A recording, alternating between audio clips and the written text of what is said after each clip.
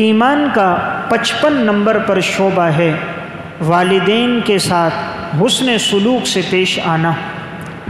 والدین کے ساتھ حسن سلوک سے پیش آنا یہ ایمان کا 55 نمبر پر شعبہ ہے۔ قرآن کریم میں اللہ رب العزت ارشاد فرماتے ہیں وَقَضَىٰ رَبُّكَ أَلَّا تَعْبُدُوا إِلَّا إِيَّاهُ وَبِالْوَالِدَيْنِ إِحْسَانًا، تیرے رب کا فیصلہ ہے تم عبادت نہ کرو مگر صرف اللہ کی، اور اپنے والدین کے ساتھ اچھا برتاؤ کرو، حسن اسلوبی سے پیش آؤ۔ اما یبلغن عندک الکبر احدہما او کلاہما، اگر ان میں سے کوئی ایک یا دونوں تمہارے پاس بڑھاپے کو پہنچ جائیں فلا تقل لہما اف، تم ان کے سامنے اف بھی نہ کہو، ولا تنہرہما، انہیں جھڑکو نہیں، وقل لہما قولا کریما، اور ان کے سامنے بات نرمی سے کرو، واخفض لہما جناح الذل من الرحمہ، ان کے سامنے اپنے بازوؤں کو خدمت کے لیے بچھا دو، وقل رب ارحمہما کما ربیانی صغیرا، اور دعا کرو کہ اے اللہ تو ان پر اس طرح رحم فرما جس طرح انہوں نے بچپن میں میری تربیت کرتے ہوئے میرے اوپر رحم فرمایا۔ قرآن کریم میں اللہ رب العزت نے جہاں کہیں اپنا حق بیان فرمایا اس کے متصل بعد والدین کا حق بیان فرمایا۔ انسان کے دنیا میں آنے کا ایک حقیقی سبب ہے، ایک مجازی سبب ہے۔ حقیقی سبب اللہ کا حکم ہے، اللہ کے فیصلے سے انسان دنیا میں آتا ہے، اس لیے اللہ نے اپنی عبادت کا حکم دیا۔ مجازی سبب والدین ہیں کہ ان کے ملاپ اور تعلق سے انسان دنیا میں آتا ہے، اس لیے اللہ نے ان کی بھی خیر خواہی کا اور خدمت کا حکم دیا۔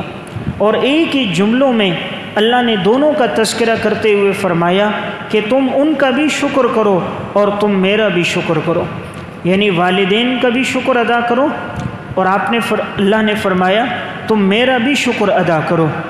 انشکر لی ولوالدیک الی المصیر، اپنے والدین کے بھی احسان کو مانو، میرے بھی احسان کو مانو، اور تم نے تو لوٹ کر میری طرف آنا ہے۔ قرآن کریم میں اللہ رب العزت نے خاص طور پر ماں کے حق کو تفصیل سے بیان فرمایا۔ وَوَصَّيْنَا الْإِنسَانَ بِوَالِدَيْهِ، ہم نے انسان کو نہایت تاکید سے حکم دیا ہے کہ والدین کے بارے میں۔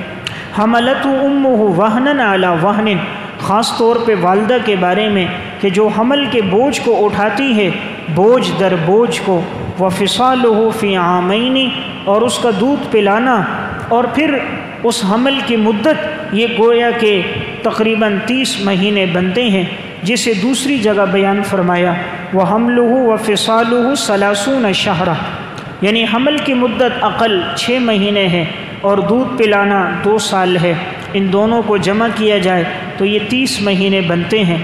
تو گویا اس آیت میں اشارہ ہے کہ والدہ کی خدمت زیادہ ہو۔ اس کی وجہ یہ ہے کہ والدہ نے گویا 3 قسم کی تکلیفیں برداشت کی۔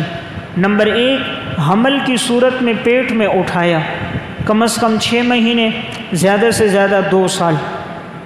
تو حمل میں اٹھانا یہ بھی بہت تکلیف دہ مرحلہ ہوتا ہے۔ انسان اپنے جسم کے ساتھ 4-5 کلو کا پتھر باندھے 9 مہینے تک کبھی نہیں کر سکتا، اور ماں نے 4 سے 5 پاؤنڈ کے وزنی بچے کو اپنے پیٹ میں اٹھایا ہوتا ہے۔ اس دوران وہ گھر کا کام بھی کرتی ہے، وہ جھاڑو بھی دیتی ہے، کھانا بھی بناتی ہے، شوہر کی خدمت بھی کرتی ہے، ساس سسر کے ساتھ بھی اچھا برتاؤ کرتی ہے۔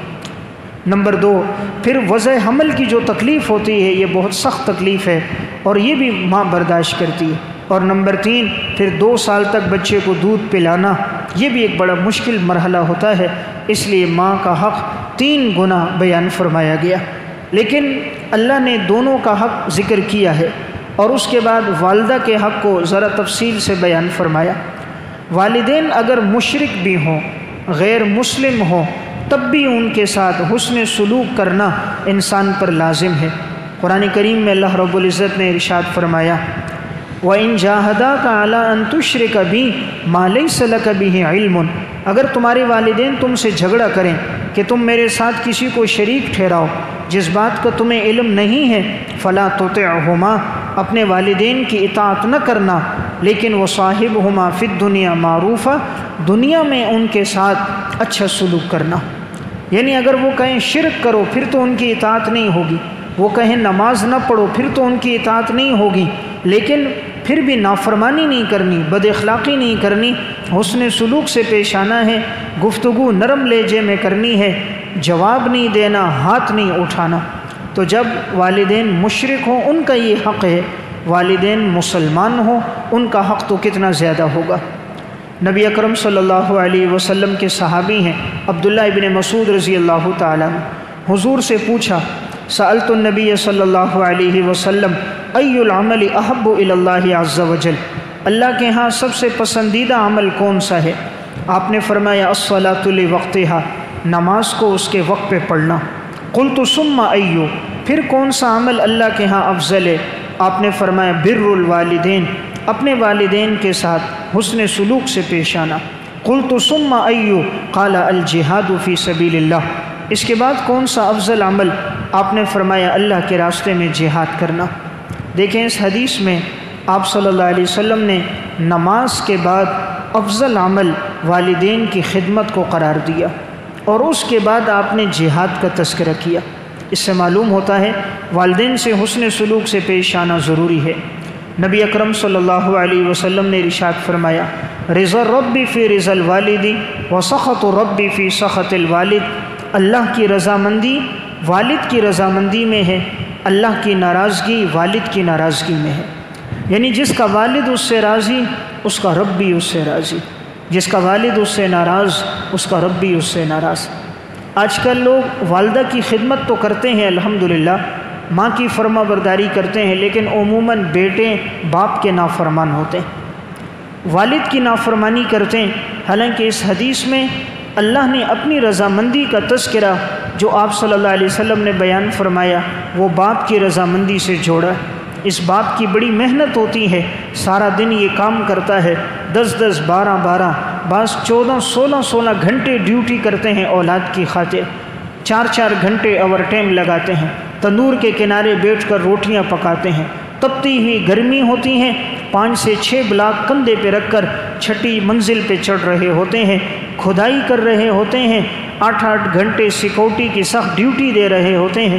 اتنے مشکل اوقات انہوں نے گزارے تو اولاد کے لیے گزارے، سارے دن کی تکلیف برداشت کرتے ہیں ایک بیٹے کے مسکراہٹ کی خاطر، ساری دن کی اذیتیں برداشت کرتے ہیں ایک بچی کے ہنسنے کی خاطر۔ لیکن جب یہی بچے جوانی کو پہنچتے ہیں ماں باپ سے کہتے تو نے ہمارے لیے کیا کیا، والد کو کہتے ہیں تجھے تو نہیں پتہ ہمیں پتہ ہے، تو نئے زمانے سے آج کے حالات سے واقف نہیں، ہم واقف ہیں۔ حالانکہ والد اس وقت بھی جانتا تھا جب یہ بول نہیں سکتا تھا، ماں باپ اس کی ضرورت کو اس وقت بھی سمجھتے تھے جب یہ روتا تھا، وہ سمجھ جاتے تھے اسے کیا تکلیف ہے، اس کے کان میں درد ہے یا پیٹ میں درد ہے، اسے بھوک لگی ہے یا پیاس لگی ہے، اس نے پیشاب کیا ہے یا پخانہ کیا ہے۔ جب بول نہیں سکتا تھا ماں باپ تب بھی سمجھتے تھے، آج تو بولنے کی اللہ نے طاقت دے دی، اب کیوں نہیں سمجھتے؟ یہ ماں وہی ہوتی ہے جو بچے کے ساتھ کھانا کھا رہی ہوتی ہے اور گوشت کی بوٹی ہوتی ہے بیٹے کی طرف کر دیتی ہے، بیٹا آپ کھاؤ، خود نہیں لیتی، ہڈی چوسنے لگ جاتی ہے، مچھلی ہو تو کانٹوں پہ لگے ہوئے ذرات خود لیتی ہے اور گوشت بیٹے کی طرف کرتی ہے۔ بیٹا کہتا اماں جی لے لو، ماں آگے سے کہتے نہیں بیٹا مجھے ہڈی چوسنے میں لذت ملتی ہے، یہ کانٹوں پہ لگا ہوا یہ ذرات لگنے میں مجھے لذت ملتی ہے۔ حالانکہ اس کی بھی چاہت اور دل ہے وہ گوشت کھائے، لیکن وہ اپنے اولاد کو کھلا رہی ہوتی ہے۔ یہ ماں ہوتی ہیں جوانی میں بیوہ ہو جاتی ہے لیکن اولاد کی خاطر 15-20 سال شادی نہیں کرتی کہ کہیں میری اولاد ضائع نہ ہو جائے، کہیں میری اولاد کے ساتھ آنے والا شوہر اچھا سلوک نہ کرے، اس کی خاطر وہ برداشت کرتی ہے۔ کتنی مائیں ہیں جو فیکٹریوں میں کام کر رہی ہیں، کتنی عورتیں جو دوسروں کے گھروں میں برتن دھو رہی ہیں، کتنی ہیں جو سلائی کرتے کرتے آنکھوں کی بینائی چلی گئی، کمر جھک گئی، کس کی خاطر؟ اولاد کی خاطر۔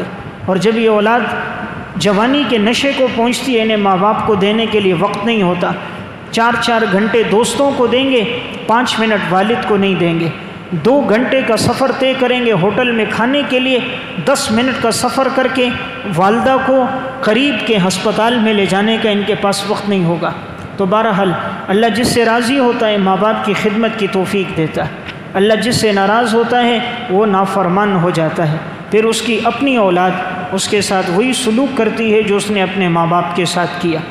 نبی اکرم صلی اللہ علیہ وسلم کے ایک صحابی حضور کے پاس آئے، کہا یا رسول اللہ ای الناس احق منی بحسن صحبتی، تمام لوگوں میں سب سے زیادہ خیر خواہی کا کون مستحق ہے کہ میں اس کی خدمت کروں؟ قال امک، تمہاری والدہ ہے۔ قال ثم من، پھر کون ہے؟ قال امک، تمہاری ماں ہے۔ قال ثم من، قال امک، تیسری مرتبہ بھی فرمایا تمہاری ماں ہے۔ قال ثم من، قال ابوک، تمہارا والد ہے۔ یعنی 3 مرتبہ والدہ کا تذکرہ آپ نے فرمایا، چوتھی مرتبہ والد کا ذکر فرمایا۔ اس سے معلوم ہوا والدہ کا حق 3 گنا زیادہ ہے۔ رسول اللہ صلی اللہ علیہ وسلم نے خواب دیکھا، فرمایا میں نے خواب میں جنت میں گھوم رہا ہوں اور میں نے جنت میں کسی کے قرآن کریم پڑھنے کی آواز سنی۔ میں نے پوچھا یہ کون ہے جو جنت میں قرآن پڑھ رہا ہے؟ کہا یہ آپ کے صحابی حارثہ بن نعمان ہیں۔ آپ نے فرمایا وہ تو مدینہ میں رہتے ہیں اور یہ اس کی آواز جنت میں کیسے محسوس ہو رہی ہے؟ تو ان سے فرمایا گیا کذالک البر، کذالک البر، انہوں نے اپنی والدہ کی اتنی خدمت کی کہ اللہ نے ان کو اتنا بڑا مقام دیا کہ وہ قرآن مدینے میں پڑھتے ہیں اور ان کے قرآن کی تلاوت کی آواز جنت کے فرشتے سنتے۔ وَكَانَ أَبَرَّ النَّاسِ بِأُمِّهِ، اور یہ اپنی ماں کے بڑے خدمتگار تھے۔ تو اندازہ کیجئے والدہ کی خدمت پر اللہ تعالیٰ نے انہیں کتنا بڑا مقام عطا فرمایا۔ رسول اللہ صلی اللہ علیہ وسلم نے ارشاد فرمایا الوالد اوسط ابواب الجنہ، جنت کا سب سے بڑا دروازہ، سب سے بڑا وسیع دروازہ باپ ہے۔ فَإِن شِئْتَ فَاحْفَظْ، تمہاری مرضی ہے چاہے جنت کے اس دروازے کی حفاظت کرو، وَإِن شِئْتَ فَضَيِّعْ، چاہو تو جنت کے اس دروازے کو ضائع کر دو۔ یہ جنت کا بڑا دروازہ والد ہے، چاہے تو حفاظت کرو، خدمت کرو، چاہے تو نافرمانی کر کے اس کو ضائع کر دو۔ اس سے معلوم ہوتا ہے کہ والدین کے ساتھ حسن سلوک سے پیش آنا شریعت میں اس کی بڑی تعلیم آئی ہے۔ رسول اللہ صلی اللہ علیہ وسلم نے بنی اسرائیل کا ایک واقعہ بیان فرمایا جو صحیح بخاری میں بھی باب حدیث الغار میں ہے۔ مشہور واقعہ ہے کہ 3 آدمی راستے سے گزر رہے تھے، بارش بہت زیادہ ہو گئی، یہ لوگ ایک غار کے اندر چلے گئے، سامنے سے چٹان نیچے گر گئی، غار کے اندر پھنس گئے، نکلنے کا راستہ نہیں۔ ہر ایک نے اپنا ایک عمل پیش کیا تھا جس کی وجہ سے راستہ بنا تھا۔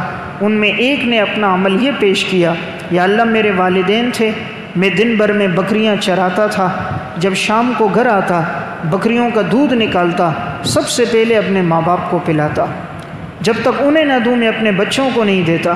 ایک دن بچے قدموں میں ہیں، چپٹے ہوئے ہیں، دودھ مانگ رہے ہیں، لیکن والدین کی آنکھ لگ گئی، اسے آنے میں تاخیر ہو گئی۔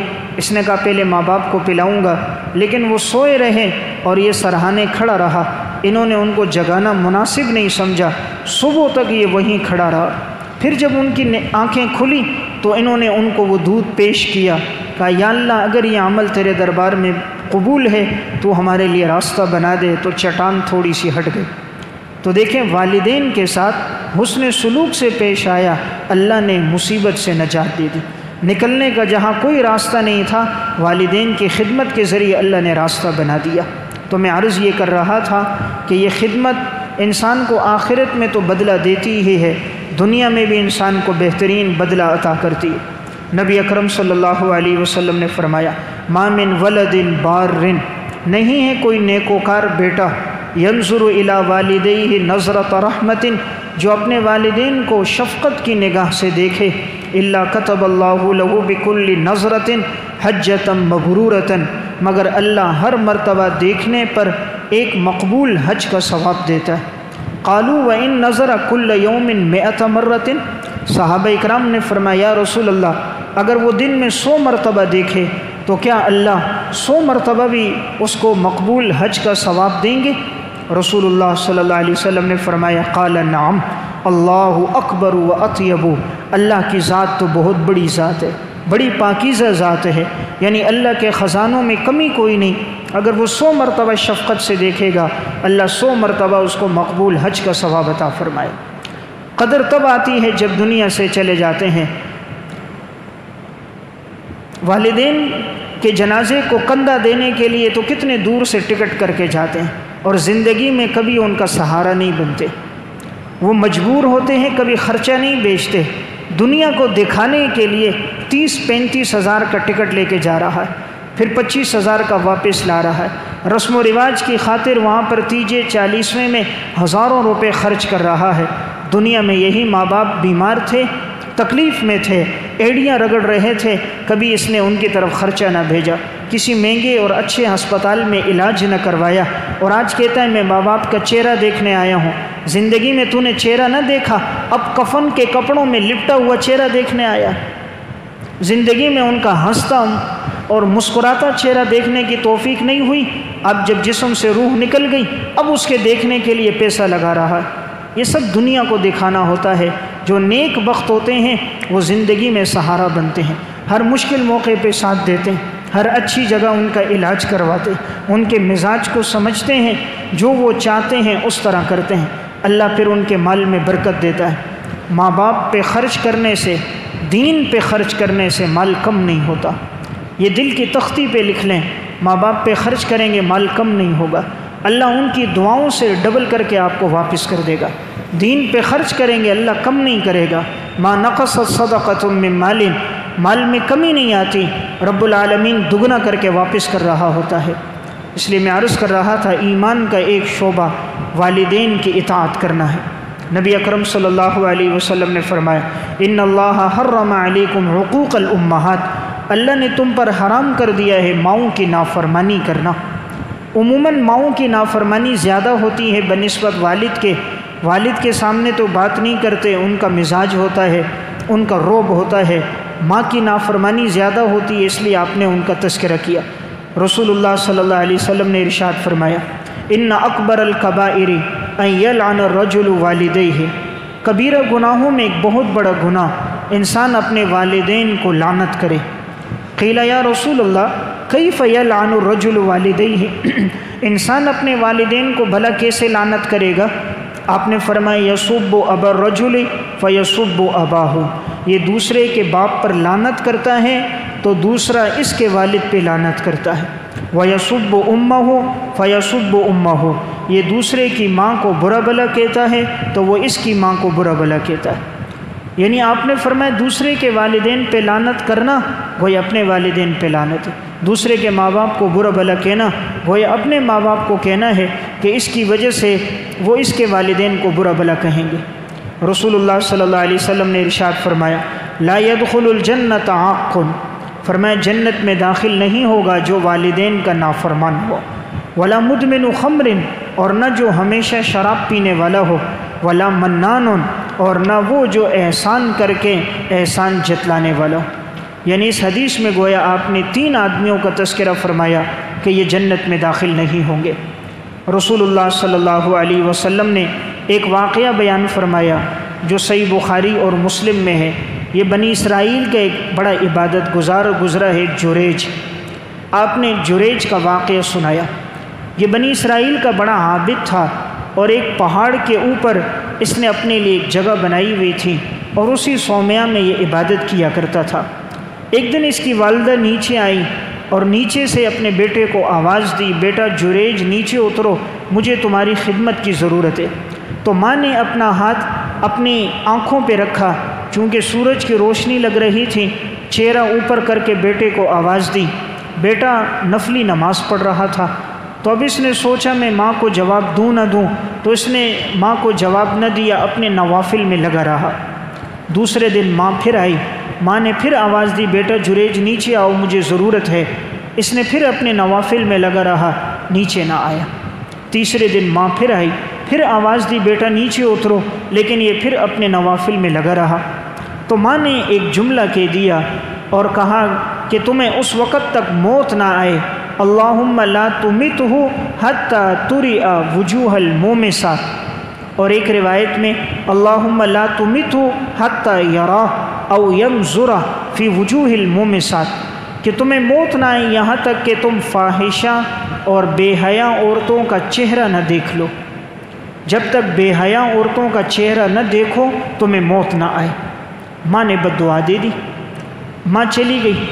اب وہاں اس بنی اسرائیل میں ایک عورت تھی، اس عورت نے ایک چرواہے کے ساتھ معاذ اللہ زنا کیا۔ اور اس سے اس کا بچہ پیدا ہو گیا۔ اب جب یہ اپنے قوم میں لے کر آئی، قوم کے لوگوں نے کہا تیری تو شادی نہیں ہوئی، نکاح نہیں ہوا، یہ بچہ کس کا ہے؟ اس نے کہا یہ جریج کا بچہ ہے۔ تو اس نے الزام لگا دیا، کہا وہ جو جریج عبادت گزار ہے یہ اس کا بیٹا ہے۔ عوام تو بات کی تحقیق کرتے نہیں، تو وہ کوئی کلہاڑیاں لے کر، گینتیاں لے کر، تیز آلات لے کر پہنچ گئے اوپر اس کے عبادت خانے پر کہ تو ہمیں عبادت کا درس دیتا ہے اور خود تو معاذ اللہ زنا کرتا ہے، اور تیرے نطفے سے فلاں عورت کا بچہ پیدا ہوا ہے۔ اس نے ان کو سمجھایا میں نے نہیں کیا، لیکن وہ بات ماننے کے لیے تیار نہ ہوئے۔ اس نے کہا مجھے 2 رکعت نماز پڑھنے کا موقع دو۔ اس نے 2 رکعت نماز پڑھی، اللہ سے مانگا، دعا کی۔ پھر اس نے کہا وہ بچے کو لے کر آؤ۔ جب وہ دودھ پیتا بچہ لایا گیا، انہوں نے بچے کے پیٹ پر انگلی رکھی اور بچے سے پوچھا یا غلام من ابو کا، اے لڑکے تیرا باپ کون ہے؟ تو اللہ تعالیٰ نے اس بچے کی زبان پہ جاری کر دیا، اس نے کہا فلاں چرواہا میرا باپ ہے، یعنی فلاں چرواہے نے کہ نطفے سے میں پیدا ہوا ہوں۔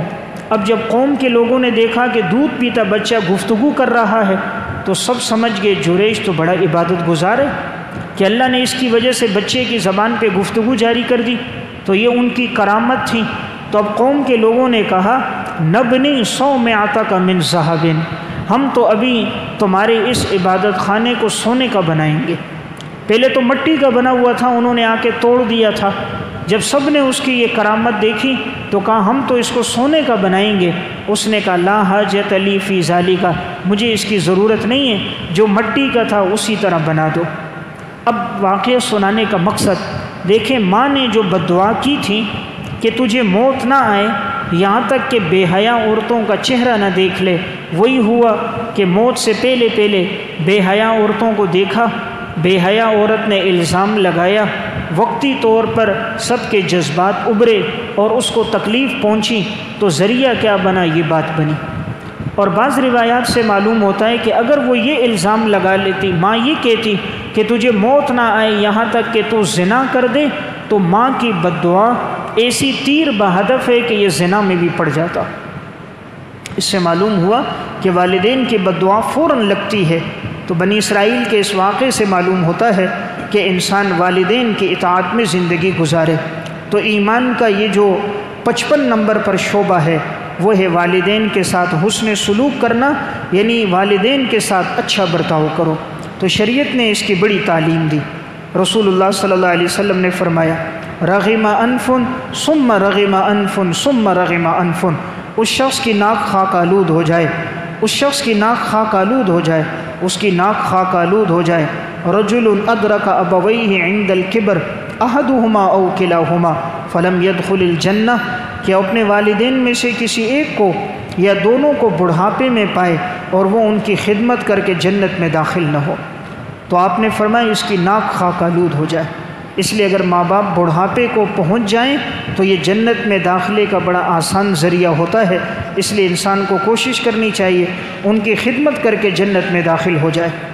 حضرت عبداللہ ابن عمر رضی اللہ تعالیٰ عنہ کا واقعہ امام بیہقی رحمہ اللہ نے یہاں ذکر کیا۔ حضرت عبداللہ ابن عمر رضی اللہ تعالیٰ عنہ اپنے شاگرد مالک بن دینار رحمۃ اللہ علیہ کے ساتھ جا رہے تھے۔ راستے میں ایک دیہاتی سامنے آ گیا۔ عبداللہ بن عمر اپنی سواری سے نیچے اترے اور اپنی سواری بھی اس کو دے دی اور اپنا امامہ بھی اتار کر اس کو دے دیا۔ جو ان کے شاگرد تھے انہوں نے کہا حضرت یہ تو ایک دیہاتی آدمی ہے، تھوڑا بہت تعاون کر لیتے، درہم 2 درہم یہ بھی کافی تھا۔ آپ نے اپنی سواری بھی دی، اپنا امامہ بھی دیا، ان کی خاطر سواری سے اترے۔ اتنا حسن سلوک ایک دیہاتی شخص کے ساتھ آپ نے کیا۔ عبداللہ ابن عمر رضی اللہ تعالیٰ عنہ نے فرمایا کہ رسول اللہ صلی اللہ علیہ وسلم نے ارشاد فرمایا ان ابر البر صلۃ الرجل اہل ود ابیہ بعدما تولہ، نیکیوں میں بڑی نیکی یہ ہے والدین کے دنیا سے جانے کے بعد ان کے دوستوں کے ساتھ اچھا سلوک کیا جائے۔ والدین دنیا سے چلے گئے لیکن کوئی والد کا دوست ہے، اس کے دوست کی لاج رکھنا، دوستی کی لاج رکھنا، اس کے ساتھ اچھا سلوک کرنا، یہ بھی ایک بڑی نیکی ہے۔ تو عبداللہ بن عمر رضی اللہ تعالیٰ عنہ نے فرمایا ان اباہ کان صدیقا لعمر رضی اللہ عنہ، اس کا والد میرے والد حضرت عمر کا دوست تھا۔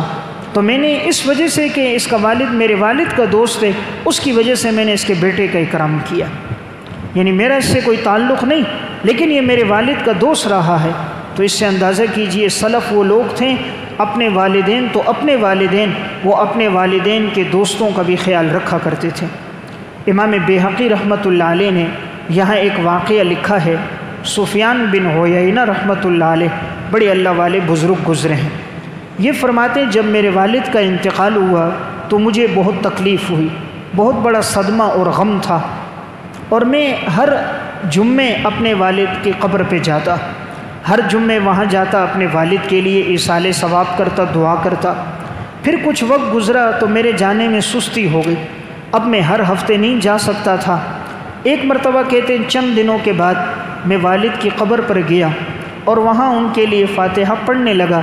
ایک درخت کے ساتھ میں نے ٹیک لگایا ہوا تھا، اچانک میری آنکھ لگ گئی، میں سو گیا تو مجھے خواب میں میرے والد کی زیارت ہوئی۔ میں نے دیکھا قبر کھل گئی اور میرا والد قبر میں بیٹھا ہوا ہے اور کفن کا کپڑا ان کے جسم کے ساتھ لپٹا ہوا ہے، چہرہ ان کا بڑا حشاش بشاش ہے، اور وہ مجھ سے کہہ رہا ہے یا بنیا ما بطأ بک عنی، پیارے بیٹے تم نے آنے میں بڑی تاخیر کر دی، پہلے تو ہر ہفتے آتے تھے، اب اتنا عرصہ گزر گیا تم میری قبر پر نہیں آئے، تم نے آنے میں بڑی تاخیر کر دی۔ میں نے کہا قلت انک لتعلم بمجیئتی، کیا میرے آنے کا آپ کو پتہ چلتا ہے کہ میں آپ کی میں قبر پہ آتا ہوں؟ باپ نے کہا ما جئت من مرۃ الا علمتها، تو جب بھی آتا تھا مجھے پتہ چلتا تھا۔ وکنت تأتینی فأسر بک، جب تو میری قبر پر آتا تو میں تجھ سے بڑا خوش ہو جاتا۔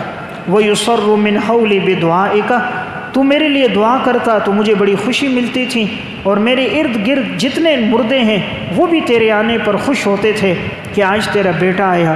تو یہ بڑے نیک صالح متقی تھے، کہا تیری آمد پہ میں بھی خوش ہوتا، یہ قبرستان کے مردے بھی خوش ہوتے۔ سفیان بن عیینہ فرماتے ہیں فکنت بعد آتیہ کثیرا، اس دن کے بعد پھر میں بہت کثرت سے اپنے والد کی قبر پہ جاتا تھا۔ یعنی اس واقعے سے معلوم ہوتا ہے کہ انسان کو کوشش کرنی چاہیے والدین کی قبروں پر بھی جائے، ان کے لیے ایصال ثواب بھی کرے۔ آج تو ہمارے ہاں ایک رسم ہے، عید کے دن جاتے ہیں، اور اگر یہ رسم نہ ہو تو شاید ہم عید کے دن بھی نہ جائیں۔ آج تو نئی نسل کو دادا پردادا کی قبر کا پتہ ہی نہیں ہے، تو بسا اوقات اللہ رب العزت کسی مردے کو یہ توفیق دے دیتا ہے کہ اسے آنے والے کا پتہ چلتا ہے۔ یہ اللہ کے قدرت سے ہوتا ہے، یہ نہیں کہ مردہ علم غیب رکھتا ہے، علم غیب نہیں، اللہ رب العزت ہر چیز پر قادر ہے۔ بس اوقات اللہ اپنی قدرت سے مردے کو بتا دیتا ہے آج فلاں زیارت کرنے کے لیے تمہارے پاس آیا۔ امام بیہقی رحمۃ اللہ علیہ نے یہاں ایک اور واقعہ شعب الایمان میں ذکر کیا۔ ایک شخص کہتا ہے میرے والد کا انتقال ہوا تو میں والد کی قبر کی زیارت کرتا تھا، چند ہفتے میں جاتا رہا، پھر میں نے دل میں سوچا کہ مٹی کی زیارت کا کیا فائدہ، یعنی والد تو مٹی ہوگا، یہ تو مٹی ہے، تو پھر میں نے جانا ترک کر دیا۔ کچھ عرصے کے بعد ایک دفعہ میں پھر گیا، جب یہ بڑا پیمانوں کی عادت سے اللہ کے ہاں زیادہ پسند ہے، یعنی تم نے تو صرف اپنے لیے نوافل پڑھے اور میں نے ماں کی خدمت کی، مجھے معلوم ہوتا ہے یہ عمل اللہ کے ہاں زیادہ قبول ہوگا۔ تو میں عرض یہ کر رہا تھا یہ بڑی فضیلت والا عمل ہے، اللہ کسی کو عطا فرما دے۔ امام بیہقی رحمۃ اللہ علیہ نے یہاں ایک اور بات ذکر کی، فرماتے ہیں محمد بن منقدر رحمۃ اللہ علیہ جو اپنے دور کے بزرگ تھے، ان کے ایک بھائی تھے، ایمان کا 55 نمبر پر شعبہ ہے والدین کے ساتھ حسن سلوک سے پیش آنا۔ والدین کے ساتھ حسن سلوک سے پیش آنا یہ ایمان کا 55 نمبر پر شعبہ ہے۔ قرآن کریم میں اللہ رب العزت ارشاد فرماتے ہیں وَقَضَىٰ رَبُّكَ أَلَّا تَعْبُدُوا إِلَّا إِيَّاهُ وَبِالْوَالِدَيْنِ إِحْسَانًا، تیرے رب کا فیصلہ ہے تم عبادت نہ کرو مگر صرف اللہ کی، اور اپنے والدین کے ساتھ اچھا برتاؤ کرو، حسن اسلوبی سے پیش آؤ۔ اما یبلغن عندک الکبر احدہما او کلاہما، اگر ان میں سے کوئی ایک یا دونوں تمہارے پاس بڑھاپے کو پہنچ جائیں فلا تقل لہما اف، تم ان کے سامنے اف بھی نہ کہو، ولا تنہرہما، انہیں جھڑکو نہیں، وقل لہما قولا کریما، اور ان کے سامنے بات نرمی سے کرو۔ وَاخْفِضْ لَهُمَا جَنَاحَ الذُّلِّ مِنَ الرَّحْمَةِ، ان کے سامنے اپنے بازوؤں کو خدمت کے لیے بچھا دو۔ وَقُلْ رَبِّ ارْحَمْهُمَا كَمَا رَبَّيَانِي صَغِيرًا، اور دعا کرو کہ اے اللہ تو ان پر اس طرح رحم فرما جس طرح انہوں نے بچپن میں میری تربیت کرتے ہوئے میرے اوپر رحم فرمایا۔ قرآن کریم میں اللہ رب العزت نے جہاں کہیں اپنا حق بیان فرمایا